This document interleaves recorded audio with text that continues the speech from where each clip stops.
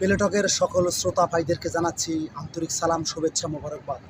বাংলাদেশ বনাম শ্রীলঙ্কার মধ্যকার যে টেস্ট হয়ে গেল সেটা কিন্তু আমরা লক্ষ্য করলাম, একেবারে শেষ ভরাডুবি যেটা হয়ে গেল। এখন ওয়ানডে, 3টি ওয়ানডে আছে বাংলাদেশ বনাম শ্রীলঙ্কার, সেটা নিয়ে আজকে আলোচনা করব।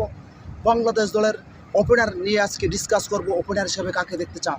আমার মনে হয় বাংলাদেশ দলের যে ওডিআই স্কোয়াড, সেখানে তানজিদ হাসান তামিম তিনি কিন্তু অসাধারণ ব্যাটিং করে থাকেন। টি-20 ফরম্যাট বলেন, ওডিআই ফরম্যাট বলেন, বিপিএল বলেন, সেখানেই তার ব্যাটিং কিন্তু একেবারে স্পেশালিস্ট ব্যাটিং। তিনি ডাউন উইকেটে গিয়ে ভালো খেলে থাকেন। অপরদিকে আমরা যদি বলি নাইম শেখ, তিনি কিন্তু দুর্দান্ত ফর্মে আছেন। আমরা লিটন কুমার দাস, তার কথা নাই বললাম, তিনি কিন্তু একেবারে এই 10টি লাস্ট যে ওডিআই ম্যাচ, সেখানে কিন্তু তিনি 4টিতেই গোল্ডেন ডাক মেরেছেন, অর্থাৎ 0 মেরেছেন। সেক্ষেত্রে কিন্তু তাকে লওয়ার কোনো অপশন আমি দেখি না। পরবর্তীতে পারভেজ হাসান ইমন, তিনি কিন্তু টি-20 স্পেশালিস্ট, তিনি টি-20 ভালো খেলে থাকেন। আমরা তাকে টি-20তে দেখতে চাই।